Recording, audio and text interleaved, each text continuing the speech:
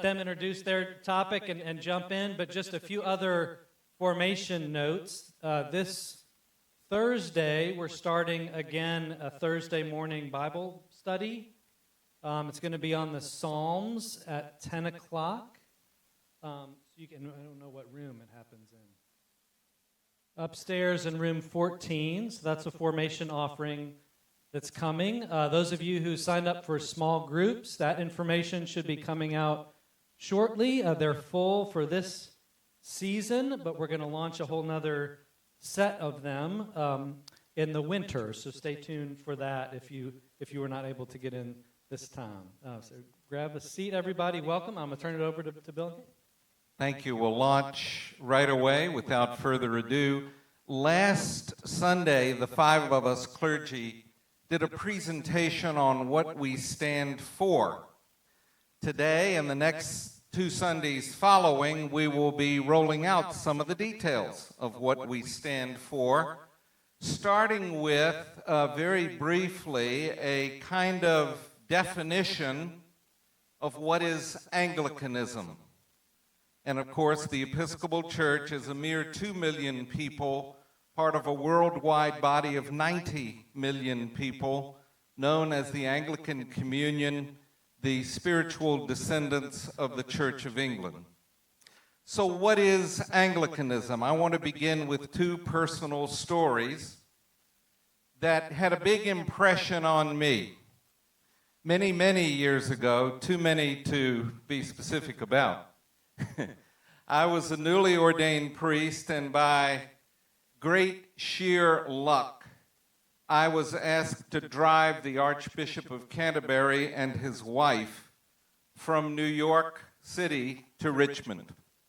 They did not want to fly. They did not want the train. They wanted to see America. No one told them it would be the Jersey Turnpike, but that's another story. Donald and Jean Coggan. And they were delighted when the rental car gave me a yellow car. Jean Coggan called it the large banana. So off we set, and I was feeling very comfortable with the Coggans immediately. And I dared to ask a very young adult, sort of young priest question. What is the most important thing you've ever done? He's Archbishop of Canterbury. Surely the Queen or the Prime Minister. No, here's what he said. With a grin, he said, when I was your age and newly ordained, every month part of my responsibility in an urban parish was to do the funerals of people who died in jails, or whose body were found by roads and their identities could not be established, or who had died in hospitals with no family and no connection. Every month, he said, I did funerals like that. That's the most important thing I have ever done or ever will do. That message stuck with me. A surprisingly strong emphasis upon pastoral care to all people, in all places, in all stations of life. And it began to dawn on me that being an Anglican was far more than royalty and pageantry. Some 2 decades later, again by great chance, I had the opportunity to interview Archbishop Desmond Tutu of Cape Town, South Africa, a few years after he had won the Nobel Peace Prize. I was a little more savvy by then, but I was, I confess, nervous and rather intimidated to have an hour alone with him in a room, just the 2 of us. And I was fumbling for what to ask, and he could tell, so he leaned forward to me and he said, please tell me about your parish and your ministry. What is your parish all about, and what do you do in it? I was then here. I stumbled some more, and then I looked at him, and I don't know what came over me. I looked at him, and I said, you really are a bishop. And he sort of looked at himself in his purple shirt and laughed, and he said, Well, I suppose I am.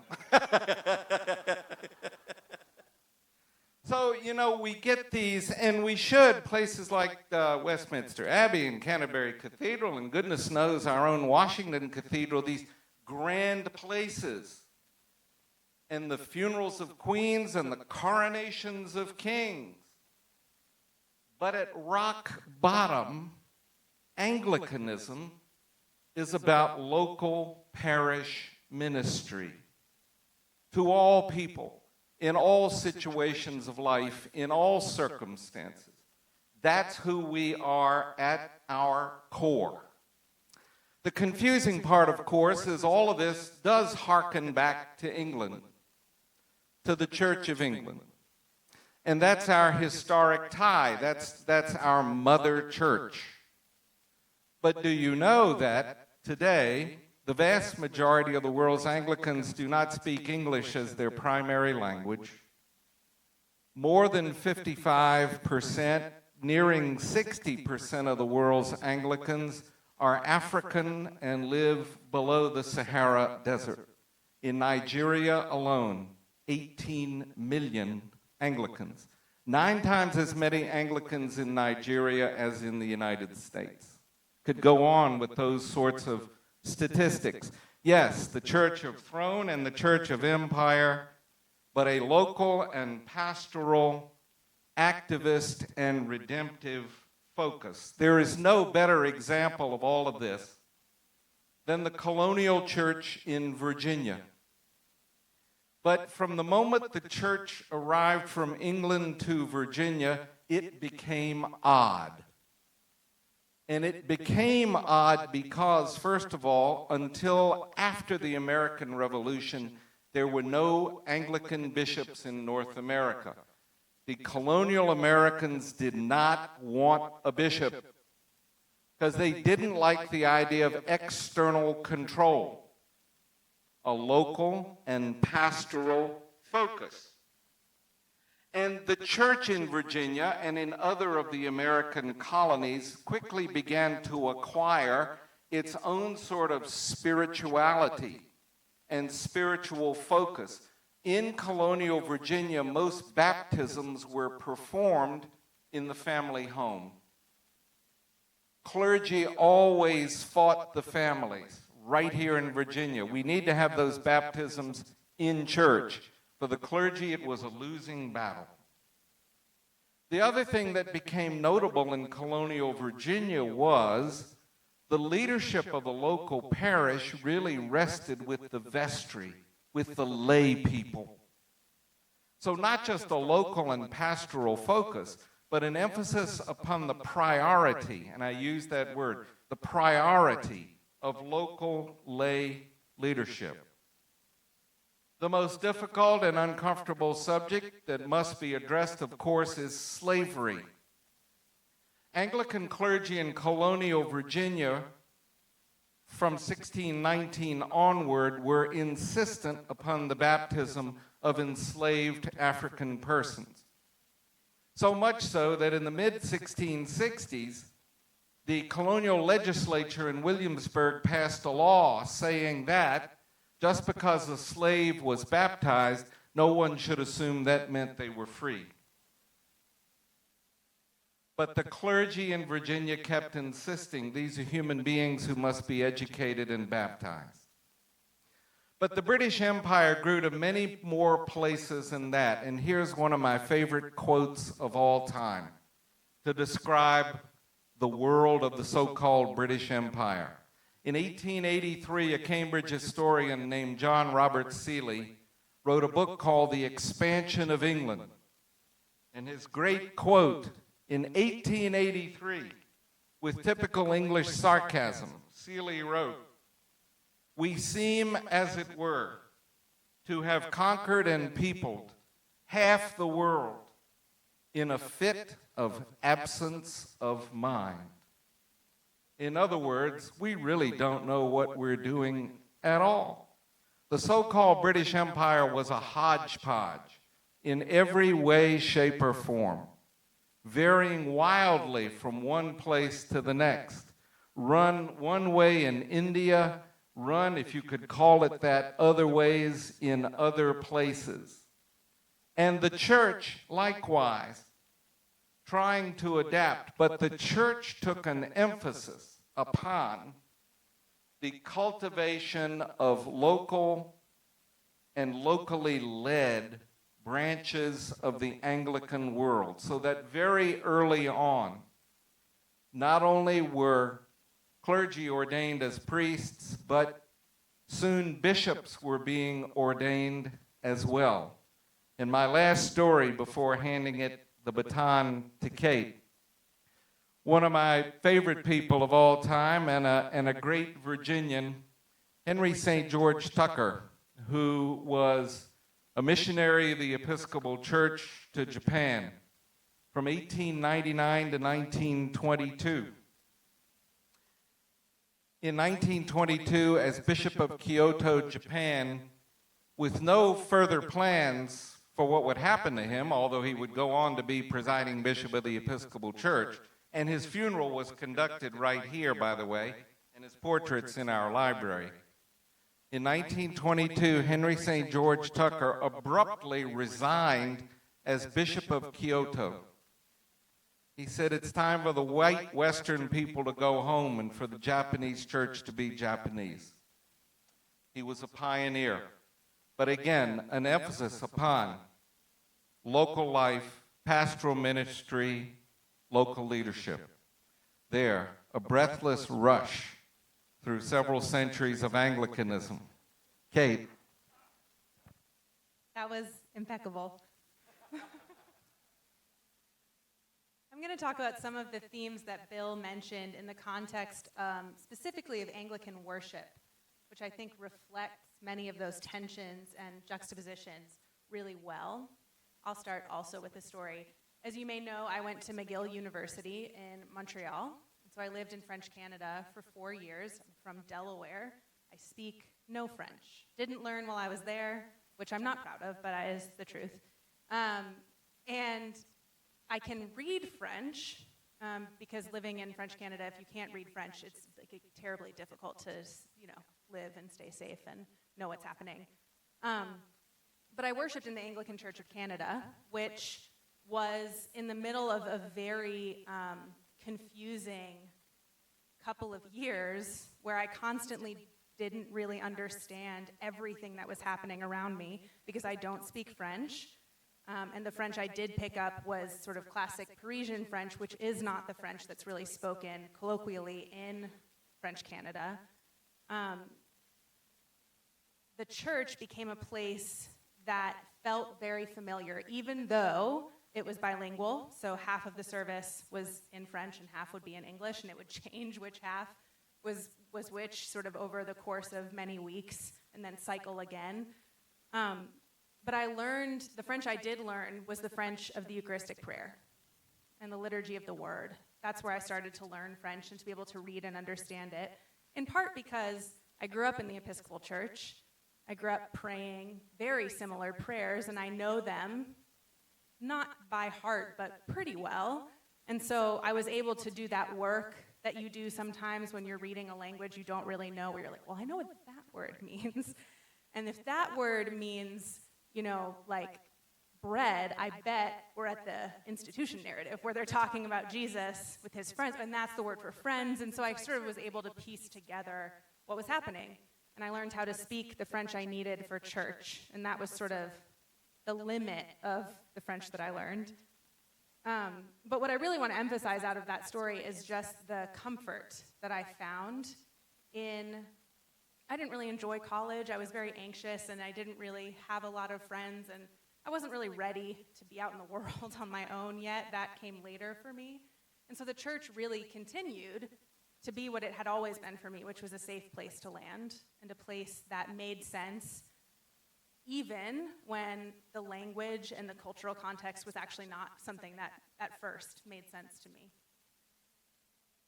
And that really helps me understand more broadly, I think, the experience of being an Anglican and just going around the world, and how you could travel to India or to Kenya and go to church, and you might not understand exactly every word what is happening, but for those of you who come to church here and come to, especially to our morning services, but frankly to all of our services, there would be a rhythm, there would be a kind of pattern of response, of moving your body, all of that, like the way the church looks mostly would be sort of familiar, although, as Bill's pointed out, like local context shapes some of those things, but it would feel really familiar to you. And I think the common worship that we have is one of the, if not the, like most defining characteristic of what it is to be Anglican. When I took Anglican studies in seminary, we started by, the TA said, define Anglicanism. And over the course of a like very chaotic hour, we realized we really couldn't. We couldn't in positive statements. We could define it by what we know it's not. But we were having a harder time finding like a unified definition for Anglicanism that could fit everyone in the room, let alone like everyone in the Anglican communion. But the thing we kept coming back to was the shared common prayer. Every Anglican church has a book of common prayer. They're, pretty much the same. They will have weekly worship, like which is the Eucharist. Generally, they'll have daily offices, which is morning prayer, evening prayer, compline. They'll probably have what we call the pastoral offices, which are things like funerals and last rites and marriage and sort of those other rites. They'll probably have a place where it tells you about the church year and what to read, like a lectionary. Probably it'll have other prayers, extra prayers, prayers for special days or prayers for different topics or situations, litanies, prayers of thanksgiving. Ours has also a catechism in it, which is sort of a Q&A. Literally, it's like written as a Q&A in the prayer book of questions about what God is and what the church is, and sort of helps you to understand like it's like Episcopal or Christianity 101, right in the back of the prayer book. You should check it out. It's pretty good. And so even in the context of different languages or different places that for us seem to be across the world, I traveled to Japan when I was 8, and I was like, this is the other side of the world. I mean, it was incredibly far. And there was still something so familiar. My grandparents took me to an Anglican church in Japan because they wanted me not to feel so confused by the cultural difference. And even there, I was like, oh, this looks familiar to me. Our prayer book is most significantly informed by the first Church of England prayer books, which were in like the 1549, and then the second one was in 1552. A lot of our collects are still pretty much the same. They've been sort of modernized for the contemporary language that we use, but those prayers are really ancient. Like, those are centuries old. The Eucharistic prayers are even more ancient, and that is an entirely separate forum to get into. But we've been using this language to pray and the pattern of prayer, so starting with the collect and then having a song and readings and a sermon and then turning to the Eucharist. That shape of liturgy has been around for centuries and is what connects us to the very first sort of iteration of like an institutionalized common prayer. There's a phrase in Latin, lex orandi, lex credendi, which means the law of what is prayed is the law of what is believed. And what that means more colloquially is like what we say in worship informs and shapes very deeply what we believe about God and about the church and about humanity. There's an extra phrase that could be added on, lex orandi, lex credendi, lex vivendi, which means the law of what is prayed is the law of what is believed is the law of what is lived. So I think it's important to connect our worship to what happens outside of Sunday mornings. And I think that, I certainly hope that if you all take 20 minutes for reflection this week, you'll be able to name some ways that what we say in worship impacts and shapes how you engage with your community or with your family or with the ways that you're spending your time. This is a really central idea of Anglicanism. and I think is probably the biggest takeaway that I'd like you to have about the Book of Common Prayer, and I think should shape, and for me certainly as I've learned more and more about that principle, has shaped how I've prayed and listened to what the Book of Common Prayer is saying. It can be so easy when you grow up in this church with a Book of Common Prayer that doesn't really ever change to sort of become kind of rote in our prayers. We've said them all so many times. We've all heard Eucharistic prayer be over and over again. And so sometimes you might find yourself saying it, but not really listening to what you're saying. And I'd really encourage you this week as a practice to listen deeply to the prayers that we're reciting if you're about to go to the 11:15, or if you just came to church, homework still, take your bulletin home and read through it and pick out one thing that strikes you about, oh, that's saying something about God. Do I believe it? Do I not believe it? Does it feel odd? And sort of engage with it that way. I notice do you have a comment? Go ahead. Oh, that's all right. You know, as Cate is speaking, and particularly the phrase lex vivendi, how we live, I cannot help but comment that the Anglican tradition in England and abroad has produced an astounding number of people who have taken redemptive initiative in the world to face colossal world issues, or just who have taken forms of initiative that reflect seemingly eccentric, individualistic kinds of interests that have built remarkable sorts of bridges. Two examples, neither of which have been widely celebrated, but I think both deserve some airtime. In late 1942, early 1943, a bishop of the Church of England, G.K.A. Bell, you will find the English love to use initials, G.K.A. Bell, Bishop of Chichester, went to visit the then Archbishop of Canterbury, William Temple, one of my heroes, to tell Temple that the news out of Germany was that Hitler was intent upon killing all the Jewish people. And quietly, and of course in a way that did not begin to address the horror, Bell and Temple created back-channel ways to bring as many Jewish people out of Europe as possible.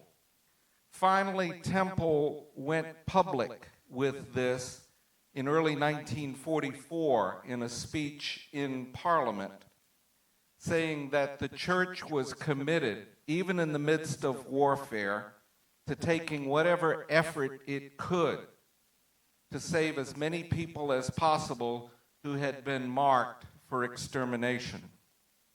That's one example of a very redemptive, and of course one could quickly say, what impact did it have amid the horror?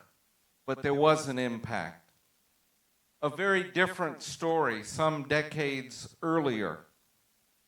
As a man in India, a young man who'd been a lawyer in South Africa and returned to India, became very active and began to speak in terms of an independent Indian state. His name was Mohandas K. Gandhi. And as he began to develop his message of Indian nationhood, astonishingly, one of his closest friends and closest advisors was an eccentric, hard to understand and sometimes hard to like, Church of England missionary named Charles Freer Andrews, who became something of an advisor to Gandhi, and they became very close friends, describing one another as brothers at various times.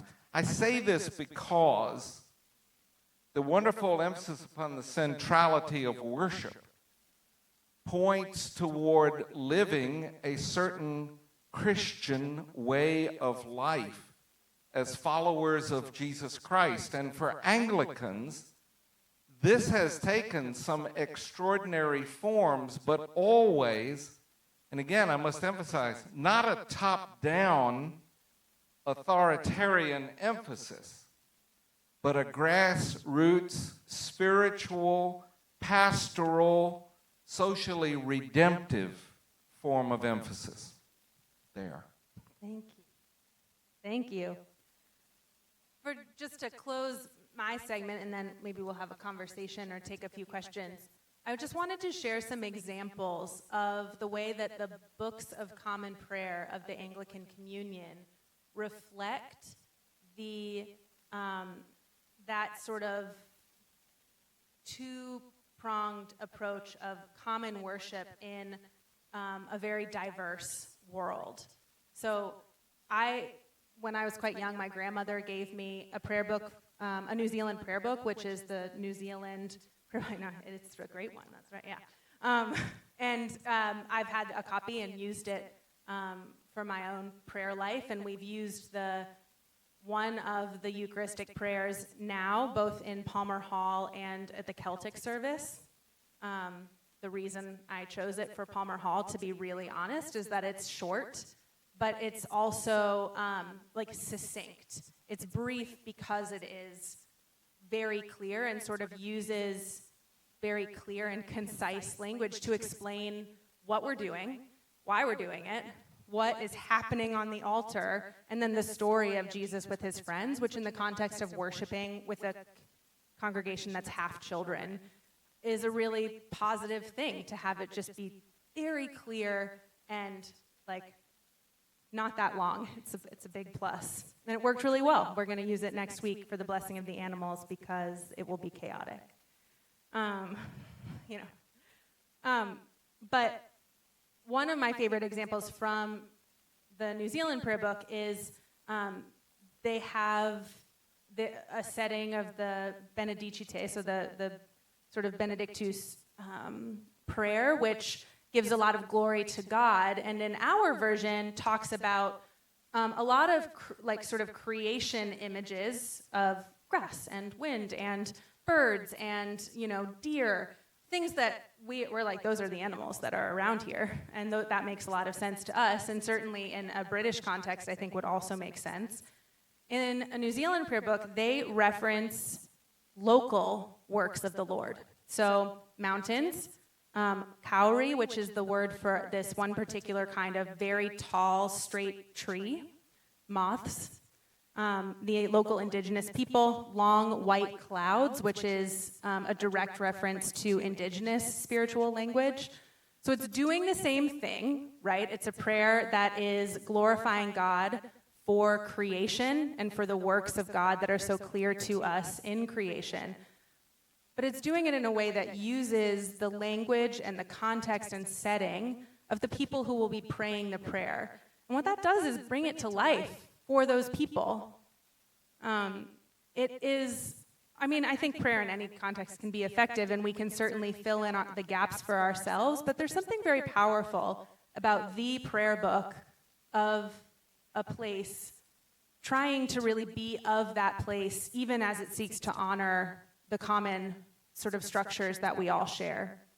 Another example from the New Zealand prayer book is in their funeral rites, so the burial is very similar, but the indigenous people to New Zealand have a custom after someone has died that is to go into the place where they have died, which in many cases is like the house of the family, and to pray for the person who has died, to pray for the people who have to continue to live there, and to sort of cleanse the space in a way, to ask God to purify it so that life and new life can continue to happen, even in a place that has been touched by death.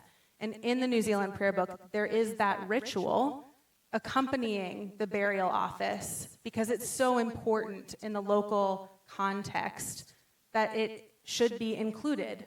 And frankly, it's very beautiful and might be useful for people even outside of New Zealand. So those are my examples. I just think it's so fascinating. I'm sure there's many, many more. I wondered, my question I wrote down that I didn't tell Bill I was going to ask him, was if you have any examples of things like that from a different prayer book that you've noticed over the years. You know, actually, and it's not so much strictly defined by the prayer book, but your mention of the New Zealand church.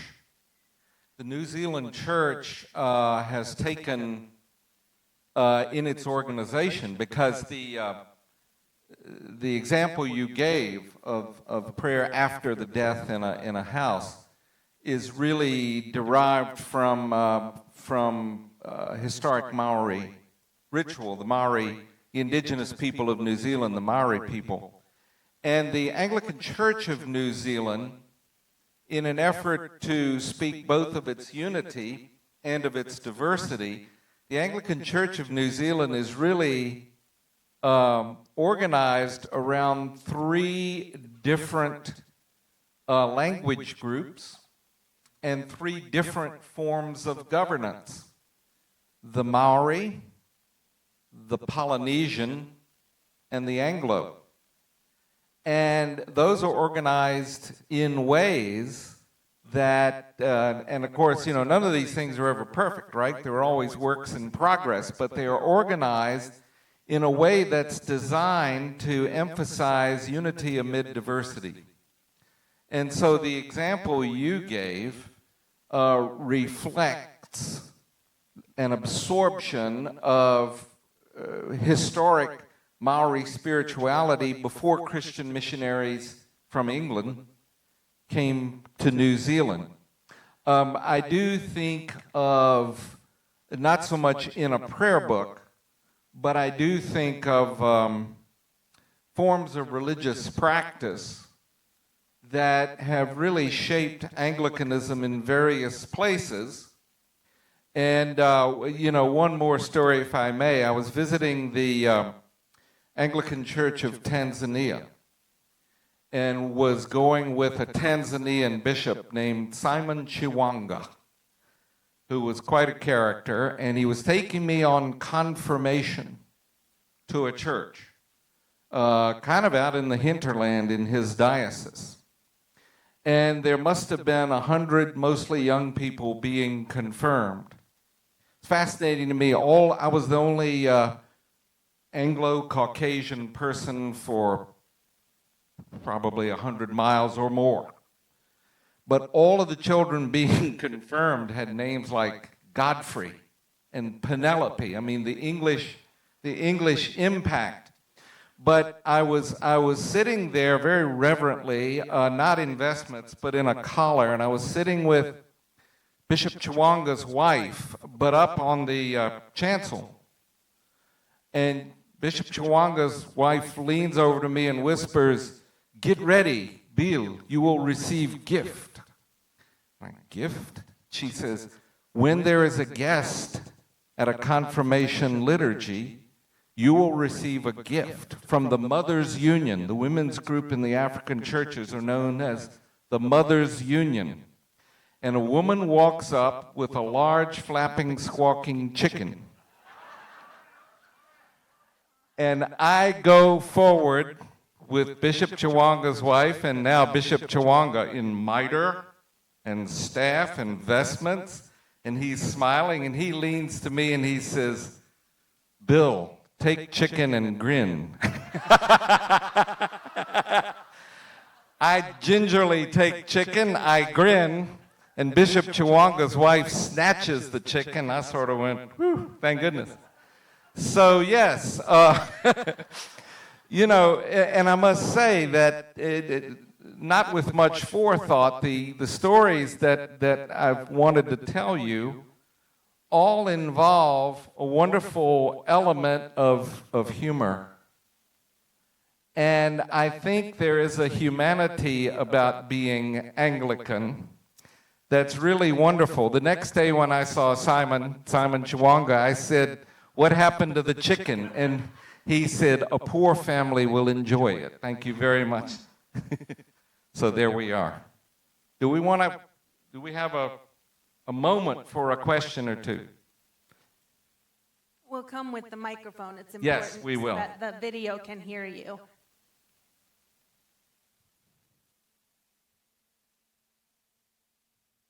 This was fascinating in both of your accounts. The question I have is, why are we using services on paper and not from the prayer book? This started around in Bishop Lee's time, and I made the comment then, if you really want people, especially newcomers, to know your prayer book, you need to use it. And so I've had a really hard time with this, but because I've known it then and now, I always bring my prayer book. It helps me understand the depth and the breadth of this faith. Thank you. That's a great question. Why do we use paper bulletins and have everything in our bulletin instead of using the prayer book? I have two answers. One is like liturgical. So we have not, the prayer book is from 1979. We haven't published another one. What the church has done is publish a number of additional resources that are fully approved for use in the church, and they're not in the prayer book. We use here at St. Stephen's Eucharistic prayers from something called Enriching Our Worship, and in that context, we need it to be printed because otherwise people would not be able to follow along. So, and that happens, especially here, I think. Our liturgy is very diverse and pulls from lots of different resources, and the way to have it all be somewhere that you can hold on to is just to have a printed bulletin. Pastorally, I love the prayer book, Ann Gordon. It was like the first book that I have my oldest copy. It's like falling apart. I love the prayer book. As I have met people who come to the Episcopal Church from other denominations who were not raised in this church, which is more and more the case for people who are coming, I've learned that our prayer book is actually not very user-friendly. A lot of what we learn about how to use it is kind of stuff that we pick up over time and like a lot of time. But if you're someone just like showing up to morning prayer somewhere, morning prayer is actually like very difficult to follow if you don't know what to do, and that's kind of the case for all of the services. It's not written to be usable for someone who's never seen it before. And so from a pastoral hospitality perspective, a printed bulletin is an act of hospitality for those who might be entering and already feel very nervous about coming somewhere new. To be able to hold the bulletin and be able to see exactly what's happening along with everyone else is a real comfort that we give. But it does bring up this tension then of when are we teaching people about the Book of Common Prayer and how to use it for themselves. And I am still trying to figure that out, Ann Gordon. Thank you for raising the question. I think we are pretty much at time. I think we're cooked. Thank you so much. Thank you. Yeah.